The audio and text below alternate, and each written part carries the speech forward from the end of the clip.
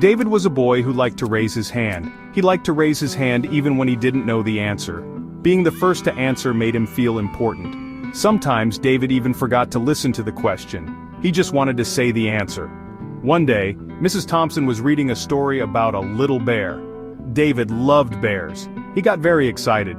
He wondered if the bear in the story would be anything like the bears in his picture books at home. Mrs. Thompson read in a calm, soothing voice. The bear in the story was lost and trying to find its way home. David felt bad for the bear. He wondered if the bear was scared. Suddenly David had a question. He couldn't wait. He just had to ask it. Without putting his hand up, David blurted out, "Did the bear find his mommy?" Mrs. Thompson stopped reading. She looked at David. The other children looked at David too. David felt his face turning red. He didn't mean to be rude.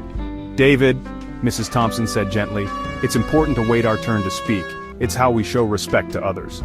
She continued, "When we interrupt, we miss out on the story and we might miss important information." David felt bad. He realized that he had been so excited to share his thoughts that he forgot to be respectful. He apologized to Mrs. Thompson and promised to wait his turn next time. From that day on, David tried his best to listen patiently. He raised his hand to speak, just like Mrs. Thompson had taught him.